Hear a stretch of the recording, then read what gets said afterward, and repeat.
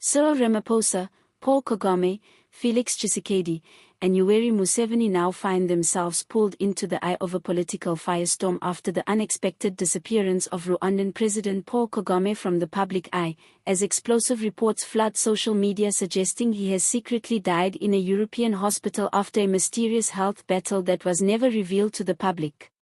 For years, Kagame was seen as the unshakable pillar of Rwanda's stability, a wartime commander turned head of state, praised by global leaders and feared by political opponents.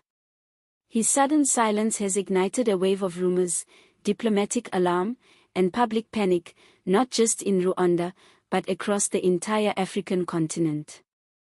This situation is no ordinary health scare.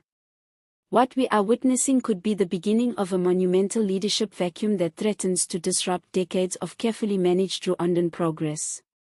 Kagame, often credited with pulling Rwanda from the ashes of genocide into a model of African development, is at the center of swirling speculation that has paralyzed the nation's media, shaken the capital Kigali, and raised urgent questions about succession, regional security, and the fate of a nation built largely in his image. With no official denial from the Rwandan government, and high-ranking ministers avoiding public appearances, the silence has become deafening. For the global audience unfamiliar with Kagame's legacy, it's important to understand the magnitude of his influence. Paul Kagame led the Rwandan Patriotic Front in the early 1990s and brought an end to the 1994 genocide, one of the darkest chapters in African history. In the years that followed, he rebuilt Rwanda into a state defined by rapid economic growth, low corruption, and technological innovation. Kigali became a symbol of progress and order, with Kagame's face synonymous with national revival. But this came at a cost: accusations of authoritarianism, political suppression, and a tightly controlled media space began to taint his international image.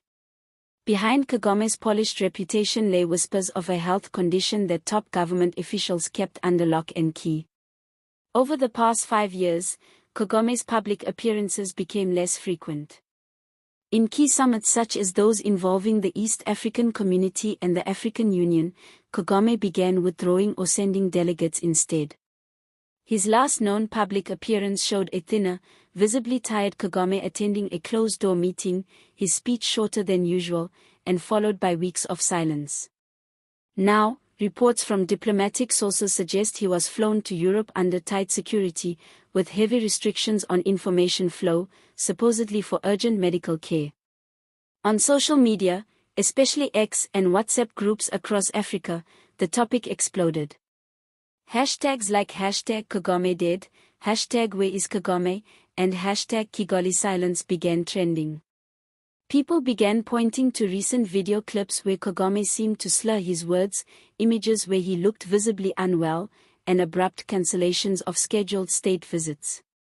The secrecy has only fueled suspicion. As of now, no image, no video, and no statement has emerged to prove Kagame is alive and well. The government's silence, instead of easing tensions, has added fuel to a fire that refuses to die out. Neighboring nations are closely watching the situation.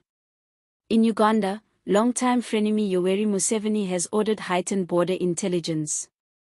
In the Democratic Republic of Congo, Felix Tshisekedi's government, already locked in a bitter standoff with Rwanda over rebel activity in eastern Congo, is reportedly preparing for a security reshuffle.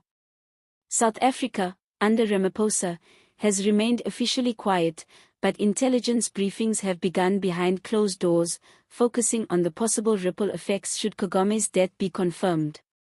What makes the moment even more critical is that Kagame never publicly named a successor. While his son, Ivan Kagame, has been increasingly visible in elite circles, he has no military experience or political mandate. Prime Minister Edouard Nigarente, though respected, lacks Kagame's commanding presence. This leadership void, if not swiftly filled with public support and military backing, could lead to internal division within the Rwandan Patriotic Front. The RPF, built on Kagame's authority, may now face factionalism, rival ambitions, or even defection by powerful generals uncertain about Rwanda's direction. This political uncertainty bleeds into Rwanda's economy. Investors are rattled. Tourism, a major income stream, is already seeing cancellations. Foreign media is being restricted, and domestic journalists fear retaliation for even mentioning Kagame's health. Rwanda's image as a model of African progress is now on life support. Development partners, NGOs, and major financial institutions are quietly re-evaluating their risk assessments for ongoing projects. For ordinary Rwandans, the fear is deeper. Kagame is not just a politician, he has been the face of peace, order, and discipline in a country where chaos once ruled.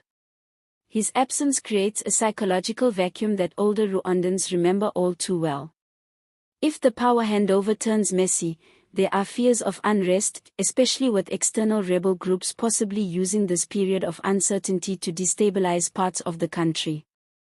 There are also concerns that ethnic tensions, long suppressed under Kagame's watch, could resurface if strong leadership is not quickly established. Voices in exile have already begun to stir. Exiled opposition leaders are calling for democratic reforms and a complete restructuring of Rwanda's leadership model. Human rights organizations are urging the government to be transparent about Kagame's status and allow press freedom. But inside Rwanda, silence reigns. No journalist dares to speak openly, and any reference to Kagame's death on local radio is reportedly being censored. The uncertainty is growing unbearable.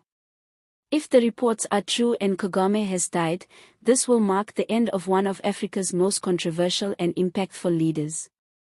Loved by some, feared by many, Kagame's death would shift the power structure of East Africa dramatically. His tight grip over regional politics, his influence in the African Union, and his military ventures in the DRC would all come to an abrupt halt. Leaders like Ramaphosa and Museveni would have to adjust their foreign policy calculations. Kagame's absence could pave the way for renewed regional diplomacy or dangerous power struggles. In the absence of hard confirmation, one must ask, why the silence? If Kagame is alive and recovering, why not show the world? If he is incapacitated, why not prepare the country for transition? If he has died, why keep it a secret? The lack of transparency only weakens public trust and raises fears of a cover-up. What happens next will depend on how Rwanda's power structures choose to manage the moment. Either way, this is a chapter that will define the future of Rwanda, and possibly East Africa, for years to come. Let us know what you think in the comments. Is Kagame truly gone? Why is the government silent? Who do you believe should lead Rwanda now?